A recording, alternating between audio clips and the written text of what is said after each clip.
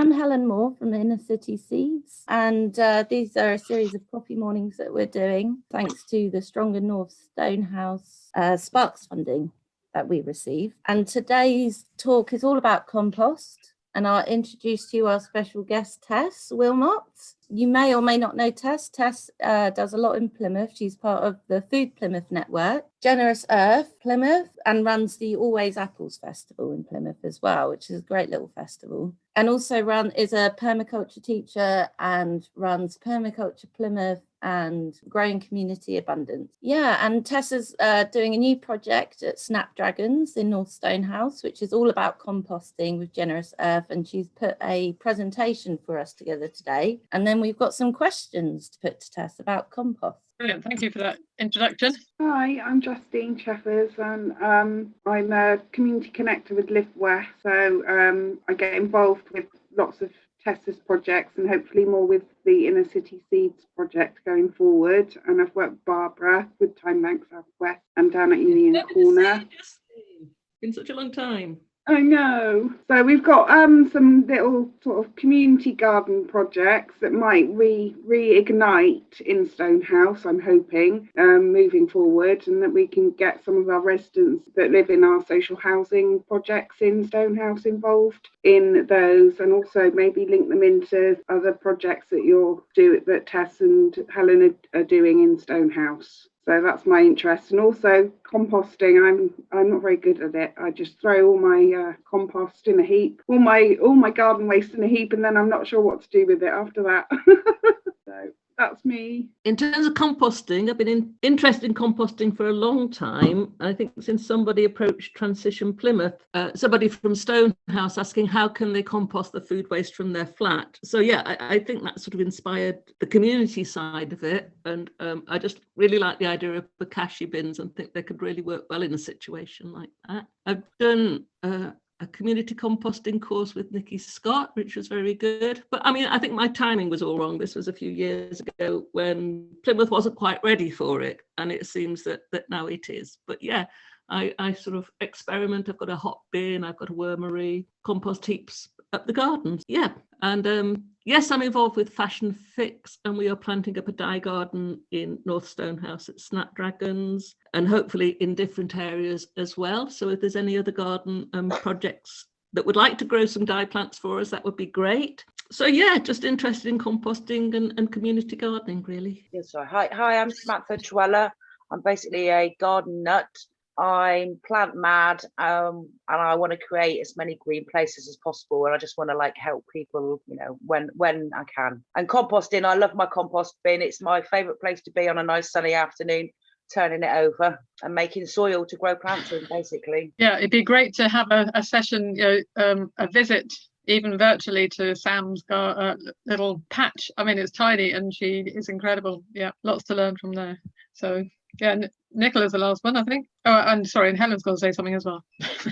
Yeah, I've kind of helped out a bit with Inner City Seeds and just interested in creating green spaces in local areas, really. With regard to composting, I am a student at the PCA. So part of the environmental group there, and they're quite interested in any ideas with composting, and so if that it might be a way to get them involved or something as well, possibly. But yeah, just want to find out more, really. I did used to have an allotment, but I haven't got a compost bin at the moment because I kind of live in somewhere without a garden that I can use to put that in. So interesting to see what ideas there are for people that live in those kind of situations as well, really. Can I ask, Nicola, can I butt in here? Is that all right?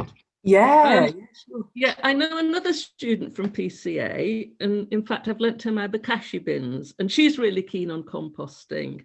And I didn't realise you had an environment group, so perhaps it's a connection that we can make. And I just think the bins are working really well for her, so perhaps it's something that we could work on. So in some way going forward. Yeah, we kind of meet up every 4 or 6 weeks.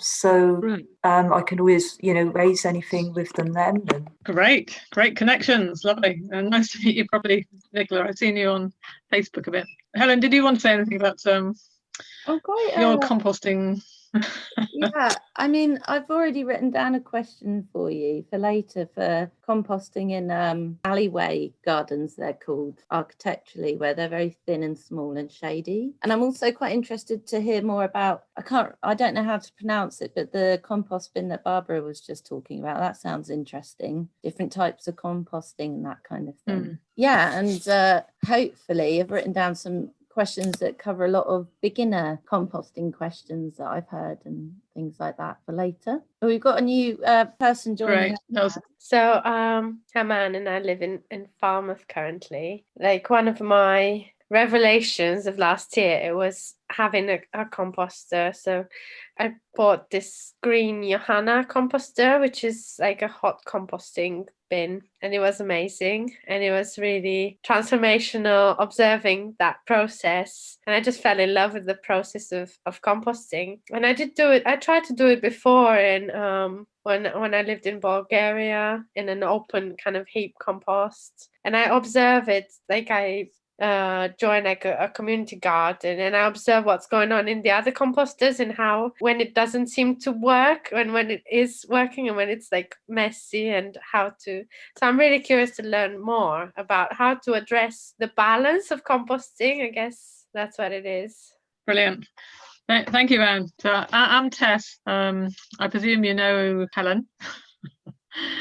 And yeah, it's really glad that you could join us as well. So I'm going to share my screen now. Yeah, so just to introduce, Helen did introduce me a bit before, but just a little bit more about it. So I'm from Food Plymouth, seems to be my biggest hat at the moment, and lots of little hats underneath. Always Apples Festival, Growing Community Abundance, and this new project, Generous Earth, which came about because there was some funding, and we're thinking, well, we don't need another community garden. There's lots. Actually, what we need is something around composting and earth repair. So that's really the starting point for this particular project. And our the aim is to do community composting and hopefully getting something bigger scale. But we're starting small, as you would in permaculture. Anybody who knows permaculture, you start small and expand.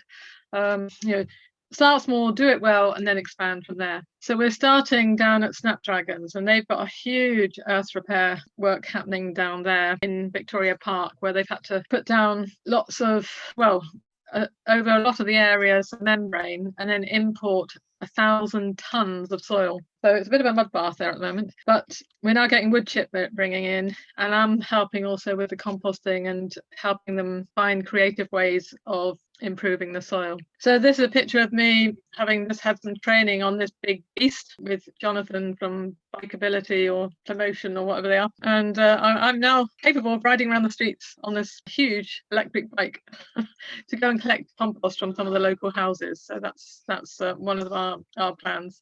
And I've just done this leaflet here, which I'm starting to put through the doors of local houses so that they can engage and have some compost waste for me. And I'm working on this little patch just between this tree and the fence, and I got some funding similar to Helen from the Stronger North Stonehouse funding to do some engagement. So the way I'm doing it is really through the fence, tying signs on so people can read when I'm away, and as people pass, just sharing snippets of information. And because we can't do proper events, which is so frustrating. What I'd like to do is a proper workshop. And on the left-hand side here, this is a hot bin, and I think somebody else mentioned a hot. I think somebody. Oh, was it Barbara said that she had a hot bin? Yeah. I think so. I don't use it properly, but yeah, it's really good putting food waste in so that it doesn't need to go in your bin. So yeah, I like my hot bin. Yeah, so I'll say a bit more about that. So I just loaded that up yesterday and started the process. So, and we're doing a film of it. So I will share that to this Facebook group as soon as that's done. These are some of the signs I'm putting on the gate just to get people to stop and think and see what's happening and feel engaged. So, when we've got all these flipping Zooms and you're sitting there listening and thinking, oh, I want to do something. So I just sketch and do, and it keeps me from going completely bonkers. So I've been making these signs when I'm supposed to be concentrating on a Zoom call. But it's about soil, it's about repairing the earth and helping people to understand it, really. And compost is part of that. Oh, just to say, on top, this is actually the lid of a wormery, which I'll show later, which I was repairing, but I used it as my background thing. And then I'm really keen on finding creative ways of composting difficult plants like bindweed. And so with bindweed, which is notorious, oh, don't put it in the compost. You can put it in a hot compost, but if you haven't got a hot compost system, it won't kill it. So the way I do it is to put it in a container and leave it to dry. So it really dries out and then it dies, and then you can put it in the compost. But if you just put it in the compost and it's not a hot one, it will tend to carry on growing. So, and now's the ideal time to be pulling up bindweed stems if you've got the problem, if you've got loose enough soil. So yeah, this is where we're based. So this is the eastern end of Victoria Park, and this area here is Snapdragons. They've got this big area here, and it's almost underduct coming out of the station on the way going in the Cornwall direction. And that they've had to put down membrane all the way around here, all the way around the back. This square in the middle is okay. They haven't had to do that. Thank goodness, but it's a huge task. So the composting area is here, and then this yellow line is the fence. So we're trying to use this fence as an interactive line, and there's a new hedge going in here, a new bank, a new hedge. So we'll be showing how we're mulching that. And then the red line, that's where I'll be going on that amazing beast, the electric cargo bike, down the back alleys, and talking to local residents and picking up some of their waste. And on the left-hand side here, there's the funders who've helped get this program going. So we have to plug them. So yeah, I mean, why compost? I mean, if we look after the soil, we look after the whole of society, the whole of mankind and nature, everything, because everything's linked. And nature is amazing at making compost happen. So compost will happen even if you do things wrong. So I would say don't get too worried about compost. It's going to happen because you've got all these allies out there who are going to make things disappear into the ground at some point. What we find though is we want to have our gardens or our yards a bit tidier. So we find other ways of doing it, and also sometimes speeding it up as well. But basically there's hundreds of creatures, there's worms, there's beetles, there's lots of little tiny beasties in the soil which are helping turn dead things into soil and into nutrients for our plants. So these are sort of the more classic ways of doing compost, with a compost bin like this. I think it's called a New Zealand type, and you can make them with pallets and all sorts of like that. And down in the corner down here, you can just with wire do leaf mold, and those are very good ways, but they're a bit tricky in the city when you haven't got a lot of space. So part of the thing I thought today was to look at some of the ways of doing it in smaller spaces. So I will be looking at that in a bit, but I just thought we would mention this. I've got some bins like this in my garden, and the way I do that, because I've got a big garden, I'll make a compost heap there, and when that's all broken down, well, I fill it up, and when it's nearly full, I then put compost on top and plant into it. So that area is growing over the summer, and make another compost heap. And then when that's all finished, and it'll all died down, that will be a bed, and I make another compost. So I'm making the compost create growing areas that are really fertile. I usually put things like potatoes in first because I want to dig the soil, because it's however careful you are, somehow there's always bits of plastic and teaspoons and all sorts of things that arrive in the compost by mistake. So I always do something that you have to dig the first year, but it's on a grand scale, it's a really nice way of moving fertility around the garden. Obviously, if you've got a small garden, you don't have that luxury of being able to move things so much. And with the leaves, another way of doing it is just putting them in a black plastic bag, and then you can tuck them down behind great big pots and things like that, so that they insulate them in the winter, but they're breaking down. Make a few holes so it's nice and damp inside. I did that the first few years, and I had them all in a pile, and I had a grass snake come and sun itself in there in the spring, because it was nice and hot. But some people might not want that, but I love that. I was really happy. Okay, so just a little bit of theory about composting, but don't get worried about it, because basically nature wants to compost, but it's just to show you, this helps you understand why you do different systems. So this is a graph, and here that's the temperature on that side, and then it's this time in sort of weeks and then months along the bottom. And these words here, oh my goodness, I'm not very good at big words. Mesophilic, I don't know what it's called, that whatever that is. I'm dyslexic, so big words frighten me. This is when it starts, and it's still quite cool, but just starting to get warmer. And then the thermophilic, whatever it is, that's when it gets really hot. And that's the point. We'll kill off anything like seeds, so weed seeds, or if you've got food in it, it will get rid of anything nasty from that and basically kill it. And it's got different each stage has different creatures in it that are helping with that process. The ones at the beginning, they like it cooler, and then they die off as it gets hotter, and then they actually come back in again when it cools down at the maturation stage. What you're trying to do is sort of get to that heat to get it off, and the heat also speeds it up. And the reason they say sometimes turning compost is that reintroduces air and oxygen and things, and it also heats it up again, so it makes it a bit faster as well. So by turning it over, you can get a bit hotter for longer, and that makes it quicker to compost. I have actually got this with lots and lots of words. I just explained it to you. But I'm happy to share this thing with you, but it just explains in a bit more detail of why it works and how it works. It is a fascinating thing, but in some ways, don't worry too much about the science, because things want to compost. Nature loves to compost. You just look in the corner of a road and there'll be things collecting in the corner, and it will starting to be compost on its own. But we can help it along. So this is a really nice poster that comes from Proper Job. Proper Job are an amazing project. I think Barbara mentioned Proper Job, and they've been doing composting and recycling and amazing stuff for, well, it must be going on nearly 30 years, at least 25, I think, up in Chagford. And Nicky Scott, who helped start that off, who I got to know through Permaculture in the late 90s, he's the composting guru, and he created loads and loads of resources for composting. And I think this poster in particular is really nice, and it shows 4 different ways to compost. And this is particularly about kitchen waste, including meat and cooked food. And I thought this is a really useful one to share, because it's you put all your stuff in a little caddy, you have it on your counter or something, so you can put things as you go. And then you've got 4 different ways to do it. Here you've got what you call a Dalek, which are very common, and you can often get them second hand because people get bored of them. The thing, if you're doing anything like cooked food and things like that, if you use a Dalek, you need to put it on concrete so rats and things can't dig up underneath, because otherwise you'll just have a very fat rats.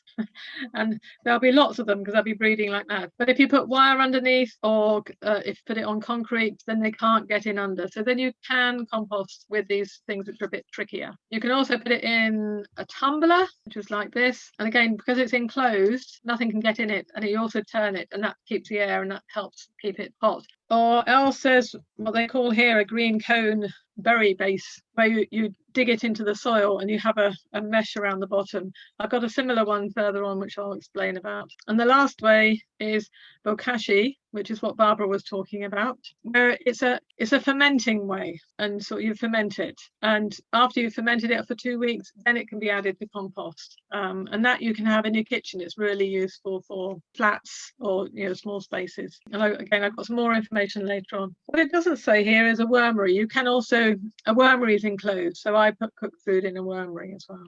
Oh yeah, here is a website to get composting, and I think you have to put your postcode when you go in there, and I think the councils have a special deal with them, because the Bokashi ones were much cheaper on there than where I've seen them elsewhere. So it's worth having that link, and we can put it on the Facebook page later. Oh, I see we've got somebody else joining us. Hello, Kevin. Nice to see you. Okay.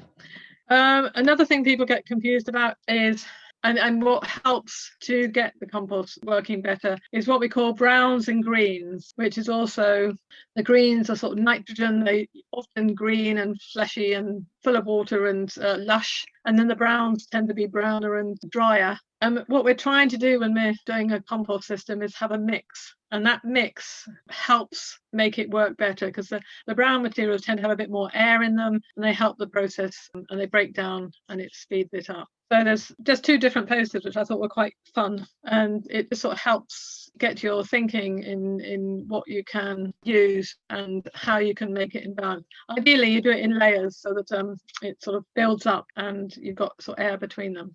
And then what I wanted to do was some sneaky ways of composting, especially if you've got small yards, you haven't got a lot of space, and you're in community gardens as well, and you might want to do some composting without having a big compost heap. There are different ways of composting, and this around the tree here, this is what we call chop and drop. So basically, if you've got some leafy material, you chop it, you drop it onto the ground, and you can leave it and that will mulch. sometimes it might not look very pretty or tidy, but actually it's doing a good job. It's shading the soil, it's breaking down, it's feeding the ground, creating habitats for creatures. If you want it a bit tidier, just sprinkle some wood chip or something on top of it so it sort of hides it a bit. I do chop and drop a lot. If I got some, particularly in the community gardens, if I've got some branches I've taken off and it's not a lot, I'll just chop them up into small pieces with my secateurs and leave them around the plants. So they're, instead of taking stuff away, you're leaving it on site and helping it to feed the soil.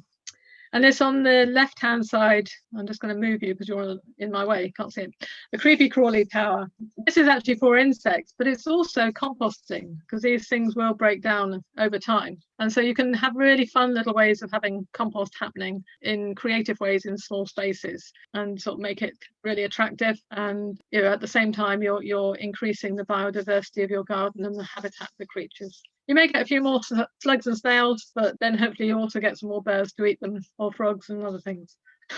So it's got all these things. They've got benefits, and sometimes they've got some slightly more challenging. But I've discovered the more balanced your garden is, with lots and lots of diversity and habitats and things like that, you end up with more of the predators who eat the pests. So that I find it balances out quite nicely. More ways of doing composting surreptitiously. Here in the bucket is comfrey leaves, and you can use stingy nettles, and you can use other plants as well. Those two are particularly high in nutrition for making feeds. This one actually has water going in it. I actually don't do it with water now because it stinks. And if you get it on you sting for ages. So I couldn't find the picture I have. I either do it in a big container and just keep piling in, and I have a hole at the bottom to a bucket underneath. But as it breaks down, you've got a much stronger liquid that you have to dilute, but you don't get the awful smell. And that's then you're making a fantastic food that you can then feed your tomatoes, watered down in a watering can, and feed your other plants. And it's a really nice way of making food.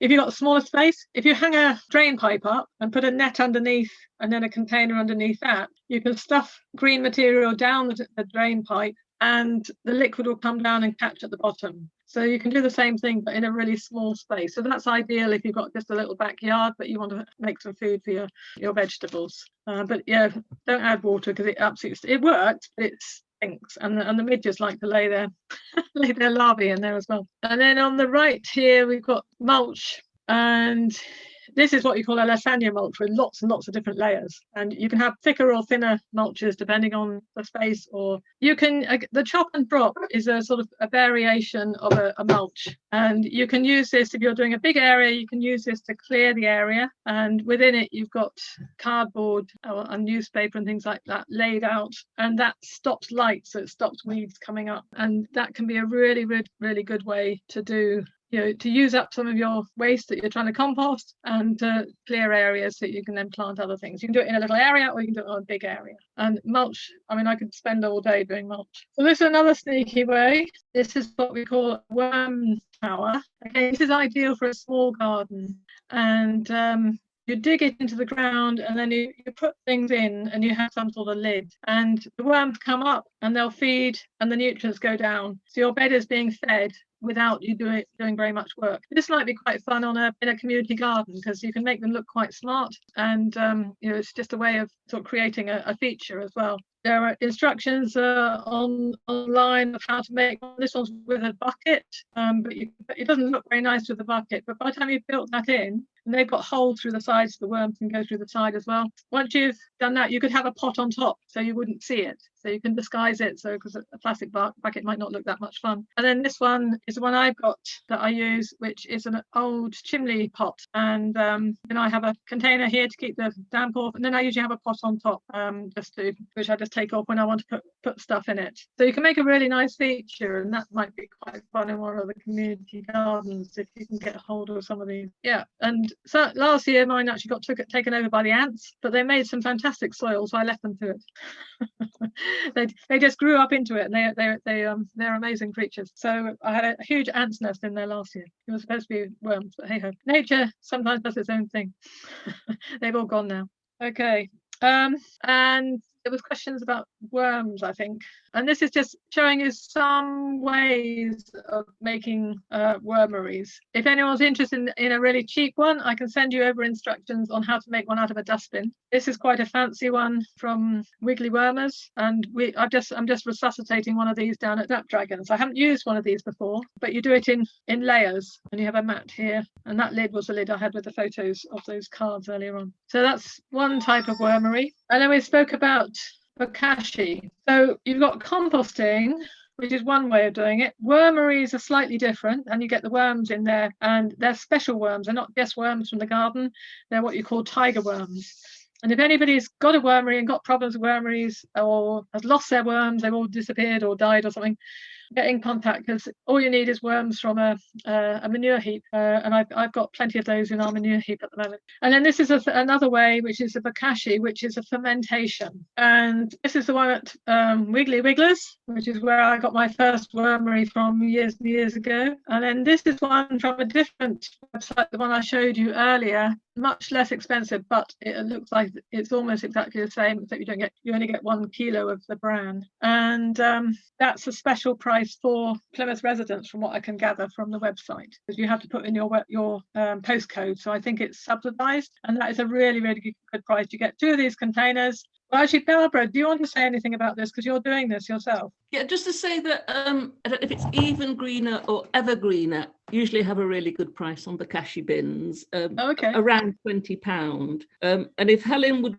like one for the house, if she would sort of take charge of it, then yeah, we can have one. But I just think it works really well. You put your food in, you put the bran on top, it sort of keeps away the flies. It's not supposed to attract rodents. So yeah, it's great. So you need the 2 bins, you need a little bit of space. I just wonder what you would recommend, say, somebody in a flat. I know this student brings it up to the permaculture allotment, but what to do with the bran and stuff afterwards when it's been composting? I mean, you're supposed to bury it, but if you haven't got a garden, what do you do? Yeah, I mean, basically, very often you add it to your composting system. If you haven't got one, I mean, that's where the community gardens come in. I think you negotiate or bargain with a neighbour who's got a garden in exchange for a basket full of fruit or veg. Basically, you fill up one, and when that's full, you leave that one to mature, and as it sort of shrinks. But yeah, I mean, I think it's finding where to take it afterwards. You know, there's so many community gardens around now. I think that would be much of a problem. And people with allotments, like you said, with the permaculture allotments, etc. I'm sure people would be very glad to have some. I know Snapdragons would be. One of the things with Snapdragons, if you've got some composting stuff, you can bring it down to there, and we will compost it there. And yeah, we'll probably give you something in exchange as well. So it's a 2-way exchange, which is quite nice. But yeah, it's a good system. Oh, I know what it is. It's got taps at the bottom, so you can use that juice. You can use it to feed your plants, and you're supposed to also be able to use it for clearing your drains. Have you tried that, Barbara? No. I tend to put sort of water left over from kombucha down my drain. I'm sure that does something good, and it's killed off a rogue buddleia in my front garden. But no, I've used it for feeding plants, and I think it works quite well. Brilliant. Yeah. Excellent. So yeah, so perhaps, Barbara, you can share that other link for people. And the other thing I was just finding out from Nikki Scott is that you can make your bran. So it might be we could do a community bran making, but it would have to be in high summer, so you could dry it all out. Or you can use paper instead, so you don't necessarily have to keep buying the bran. Because the bran has got all the micro thingamajigs which make it ferment. So that's sort of quite a key part of it. And you sprinkle it, or every time you put something in, you sprinkle that on top. Okay. Right, this is my new toy. Hooray! Which we were filling up yesterday. So this is a hot bin, and it's really well insulated. It's made out of plastic, but it's recycled plastic that's been made puffed up sort of thing. So it's really thick, light, and it really well insulating, and it gets things really hot. So I'm in the process of using this first time. This would work particularly well where you were saying, Helen, about shady places where it's cold in a little alley. And there's 2 sizes. The one I got the larger size, which was just under £200, and the smaller one is 150. So they're quite expensive, and there might be ways of making insulated ones, other ways if you're really creative, but it's useful to get the idea of it, and because we had some money, we bought it. So that's our new toy, so do come and have a look at that if you're passing. You're really welcome. Another way of getting rid of bits and pieces, particularly on a larger scale, is to do what you call a hugel culture, which obviously isn't particularly relevant to backyards and things like that. But I just wanted to show you because I think it's really interesting to know there are different ways. And this is where you cover logs and big bits of wood over and create mounds. Hugel means hill, so it's a hill culture, and they do it a lot in Switzerland with a guy called Steph Holzer. And you're creating microclimates and you're hiding materials that might be in the way otherwise. We'll actually be doing this down at Snapdragons. So if anybody's curious and wants to, you might be able to come along and help us when we're allowed to have people on. I think we're allowed volunteers, but it's got to be sort of carefully organised so we don't have too many people. So let me know if anybody's particularly interested in the hugel cultures. Oh, and here is one on my wish list. So when you made your compost, I always sit it out with a tray over a bin or a wheelbarrow. But this is like a homemade, almost industrial one where the guy here is putting wheelbarrows, spades full in here, and you turn it and it sieves it. It keeps all the big bits in there, and they come out this end because it's on a slope, and you get the lovely compost down the bottom. So I'm looking to get a workshop to make one of these for Generous Earth. So yeah, I'm looking. It's on my wish list because it's if you're doing mulch, it doesn't matter all the bits and pieces, but if you're growing your own, using it for seed compost and that type of thing, then it's better to have it without all the big bits and pieces. Oh, and one other thing on seeds in compost, if you're doing the hot compost, that will kill the seeds if it's hot enough. On the other hand, if you're not and it's a cold compost, what I do is I only put the seeds of things I would like to grow in my garden. So I don't tend to put dandelions in there because it's not on my cold, the compost that takes longer and is cooler. I don't put the dandelion flowers on there because I don't want too many dandelions, but I'll put the old kale seed heads, I'll put chard seed heads, I'll put lots of other things in there, and then when I'm planting I'll get little seeds pop up in lots of different places for free. Yeah, so I've got kale growing all around the garden at the moment, but it's only put seeds in if you want them, and if you don't want, some people don't want that anyway, so but it's just a tip if you enjoy spreading edible plants everywhere. Yeah, so that's the end of my slideshow. I'm going to stop sharing. Yeah, so hopefully that wasn't too much of a whirlwind. I'm not like, oh gosh, I've taken longer than I thought. Sorry. Just looked at the time. Yeah, that was good. So what are the questions I haven't answered? Well, there's two that we were asked on Facebook, and you kind of covered them. But one was, it was from Bethany Squire, and she said, I'm interested in composting weeds dug up from around the garden. I never do, I just put them in the green waste, but interested to know whether there's a way that you can compost them without them spreading. Yeah, I basically will compost them.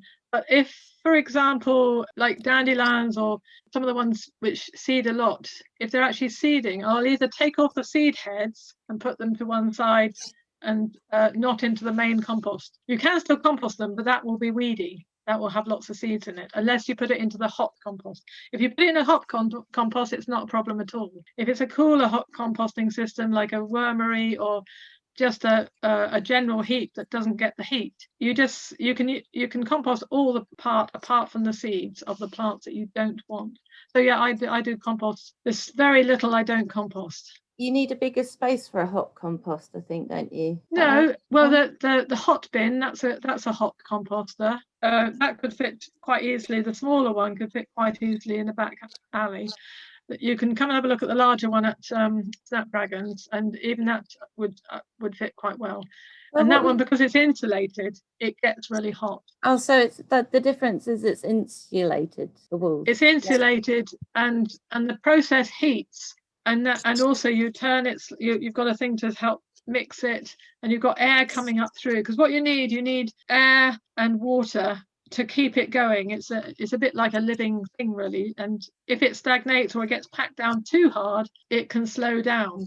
But with the hot bin, you can actually heat it up again by getting, I did it yesterday to kickstart it. We actually got a container with hot water in it, and we put it in the middle of the materials and built up around it. So that will start the process going and making it hot. And then it holds that heat in. It's got a thermometer at the top. So yeah, I've never had a hot composting bin at home, so this is the first time I've been using a hot composter. So it's quite exciting. It's really good for getting rid of cardboard, say corrugated cardboard and paper. If you shred your paper, that can go in as well. So it's double value. Can I ask about? I said I don't use mine properly, but I'm really happy with the way I use it. Except all the leachate is coming out from the bottom. I mean, maybe it shouldn't be that wet, but it's getting wasted. So all I thought was if I put some cardboard at the bottom, soak up that, and then put it on the garden. It's sort of like in a concrete area outside the house. I think that might work. Yeah, that'd be good. Yeah, or newspaper. Yeah, any of the leachate is basically plant food. Yeah. Can I just say what I do with my weeds that my instinct says don't put them on the compost. I just put them in a big bucket of water and just keep sticking it down with a stick. I mean, it's it's a bit untidy looking, but that does kill them. And then I just put the slops on the compost once the weeds are all dead. Yeah. So sometimes the seeds may survive, but hopefully they wouldn't. They probably wouldn't. Yeah, I mean, it's a bit like with the bindweed. I dry that out, so you can either dry out or you can drown. So either way. So yeah, there's lots of different ways of doing it. I mean, we got a big field and we get too many dots, so I don't want them spreading everywhere. So I just pick them and put them in one pile in one corner, and I know only a certain amount can grow in that corner because they haven't got space for them all to grow. But otherwise I would have a field of docks and not and the horses wouldn't have anything to eat. So it's finding creative ways of doing it. Yeah. Right, any other questions? Well, Anne, who had to leave, had a question, and she said that she'd like to know about the role of worms. Are there any special compost worms, and is it worth buying them to establish a compost cycle? For a compost, no, the worms will come basically. If you do compost, especially if it's onto soil, more difficult if it's on concrete, but generally worms will find their way in it. You've got different types of worms. For a wormery, you have the tiger worms. The general garden worms, they might go in for a while, but especially if it starts getting a bit warmer, they don't. But none of them will like it if it gets hot, very hot. And they'll move out when it gets hot, and they'll come back in when it gets cooler again.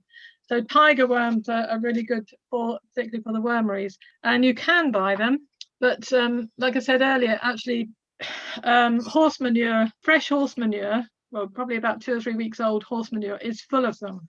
And I've got tiger worms, loads of them here, because I've got a huge heap of horse manure which I grow my squashes on. So I've got new, fresh, medium baked and well baked compost. So if you want any worms, I can always give you some. And it's interesting that with the hot bin, I brought some horse manure to add to it, but I didn't take it from the heap because I didn't want to take the worms. So I actually took it straight from the wheelbarrow where they just picked it up off the field because I didn't want to cook the worms. Because they couldn't escape either.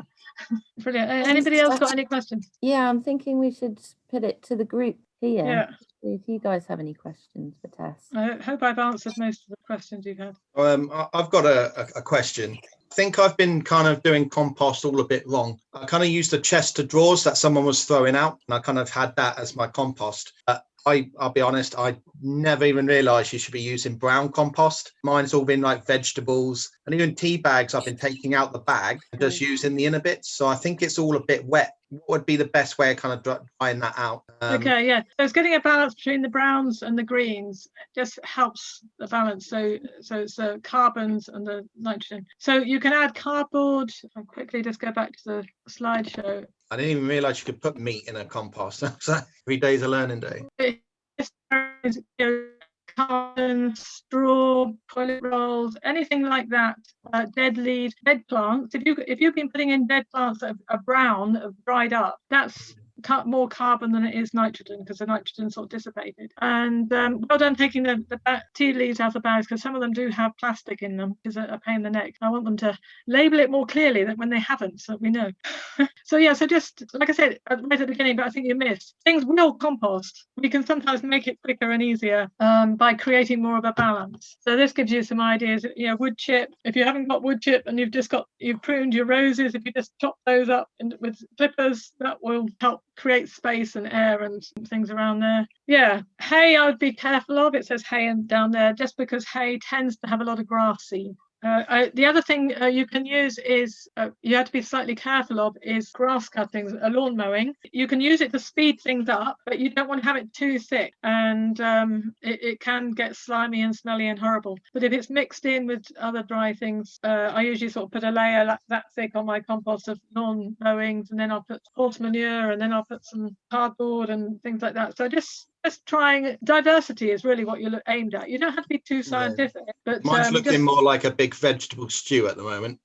I'm looking too composty here. So. Yeah, but just getting more cardboard and newspaper. Yeah, I mean, I always have a bag in my office, and the bits of paper that I finish with, I just scrunch them up and put them in this bag, and then I go and heave that into the compost at some point, and that'll all disappear. So, is it in drawers? Are you taking the drawers out with your compost? No. So what I did was, because it was a broken just a drawer that someone was like leaving on the streets kind of thing. I brought that into the back garden, bit on its back, and then I kind of knocked all the drawers were broken and took all the plastic out, and so the top of it is all in literally the drawers, but they're just resting on top. I just pull one away and throw all the bits and then put it back. Oh, okay, it's sort of like almost like a wormery. Maybe. But yeah, it'd be interesting to see how that all works. But things will compost down because that's what nature does. Yeah, we can just make it a bit quicker sometimes by using some of the tips I've made. I've got one last question, which is a bit, don't have access to horse poo. However, I've got a little chihuahua that is right on the case in the garden. Is that no good? Not for the compost that you're going to use for thing. What you can do, if you've got a big garden, you can make a special composting into the soil for dog poo. But basically cat and dog poo you don't want to add. Guinea pig poo is fine. Basically animals that eat vegetables, their poo seems to be okay, but dogs and cats in particular, you don't want it in your compost or in your garden where you're handling it. Be careful of that. We may have at Snapdragons, we may sometimes have some extra spare horse manure, which you'd be able to come and get, because I usually have that, so I could bring some in one time. I'm just going to unshare that, but I need to move you because you're all in the wrong place. So yeah, we're just past 12. Oh, Sam's got a lovely cat on her shoulder. I know, she won't let me go. She wants to sit on me. It's cold. Hot water bottle. Anyone got a last question or how many questions would you like, Tess? Well, I'm not sure whether everybody wants to go, but I'm quite happy to stay for another 10 minutes or so if people still want to. Okay. Are you considering any biodynamic composting at Snapdragons? Ooh. Oh. I would need somebody who was interested in biodynamics to do a workshop. I've never even heard of that. That'd be fantastic. Yeah, I mean, I'm interested to see if it works, but I wouldn't know enough about it. I'm not experienced. There is a biodynamic farm at Dartington, Apricot Centre, and I think they sometimes have workshops. But I can put it on the wish list. I'm going to Google that immediately after this meeting. I've never heard of it before. But I think there's about 5 different preparations, and you inject them into your compost, probably at different times of the year according to the moon and whatever. But I'd be interested to see it working. Yeah, we might be able to get a work when we're allowed to go places. We might be able to do a tour and go to visit Apricot Centre, because I haven't actually been there. No. And get them to talk about it with us. That might be quite nice. So what is biodynamic composting? What does that? Biodynamics is a way of gardening that sort of is like organic but a step up, and they garden by the moon, and they're really attentive. They plant seeds for flowers at one time and vegetables for another, depending on the time of the moon. So they're really, really observant of the seasons, timing, and they've got a lot of information of experiments they've done over the years. So they have special preparations they do for plants and to help them grow. And I don't know a lot about it, but it's sort of, if you want to buy vegetables where people really, really cared, the biodynamics is sort of like a step above the organic. And the Apricot Centre, they've only been there about maybe 5, 6, 7 years, and they've transformed that place, and it's amazing. So yeah, it's really interesting. So good question, Barbara. Well, Nicola or Justine, do you have any questions?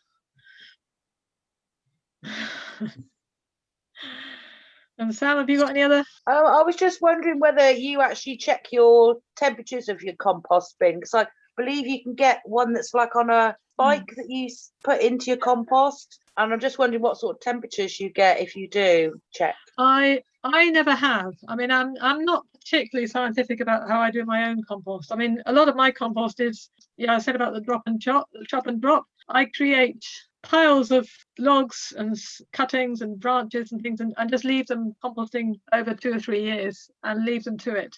And for now, they're a habitat. Birds will nest in them, and in the autumn I'll go and stamp on it and they'll break down. And that's sort of a very low input way of composting. My compost, I've never actually done the temperature of them, and they've worked. So it's actually, now we've got this project and we've got this hot bin. It's going to be the first time I'm going to be actually taking the temperatures and seeing how that works. So it's quite exciting, really. Yeah, because I know my compost gets warm, because when I turn it over, I can see all the steam coming off it, and you can actually feel how hot it is, which the first time that happened, I was quite amazed. But I'm thinking about treating myself to one of those, because my compost, because it's in such a small area, it's a composting machine. It needs to work very, very hard. So I might treat myself to that, see how high a temperature I can get. Yeah, it'd be really interesting to compare as well, because that's what we're going to be doing. It's supposed to compost much quicker. So if you've got more, you want to getting more compost. The reason I haven't really worried too much about it is that I've got loads of compost, because I've got a big garden, I've got loads of resources. But the smaller your space, the quicker you're really wanting to turn it over. So I think it's quite well for you. I got mine a little bit cheaper than some of the other places from the Permaculture green shopping thing. So I'll send the link over to you for that if you want. I'll put it on the inner seeds, inner city seeds. For that. So Tess, where is the best, if people want to know about this specific project at Snapdragons, where do you think is the best place to signpost them to? Probably our Facebook group, so Generous Earth Facebook. I'm there on a Friday from 2 till 4. I will be there other times, but depending on what we're doing. But those are my regular times for the next few weeks. So if you want to drop down, you're really welcome. Just come and see what we're doing. We can't have a crowd. And it's just 2 meters distance. We can point at things, and it's Generous Earth Plymouth. The Facebook is just Generous Earth. It's on the Food Plymouth Facebook. It's one of the Food Plymouth Facebook groups, if you can say that. Again, I'll link to that on the Facebook group. If you've got questions that you have forgotten to say now, just come back and put them on there. And lots of other people will really be happy to hear that as well, because very often when you ask questions, you're asking what somebody else wants to know. Yeah, and I'd really, if people want to share pictures of their compost and what sort of compost it is on their in a city seed page as well, I'd be really interested to see what people are doing, especially with small spaces. For me personally, Bam, get your pictures up. Yeah, well, I'd really like to see what you're doing. Yeah, it's really interesting. Yeah, no, that's good. I saw there's one thing I didn't say, which is really quite important for composting, and I just remember because I looked at Justine, which reminded me of going to Farm Garden yesterday, and they're composting, but they're making a mistake which often happens, particularly on allotments, where you weed and you put the weeds on the compost, but you don't shake the soil off. If you have too much soil on, it slows it all down. So always make sure you shake all the soil off before you put it on the compost. So you don't want soil in the compost? The soil will slow it down. Oh, yeah, I thought you could add soil into compost. You can add a little bit of time, but basically people throw, if you look at allotments, very often the paths are here and the allotments are down here because they keep taking all the soil off. And what you want to do is build up the soil and not take it off your plot. A little bit won't hurt, but what happens, you get great big clumps of soil like this with some roots, and it won't compost because it's a different way of, it will break down eventually, but it's not composting. It's slightly different. It just slows it down if there's too much soil.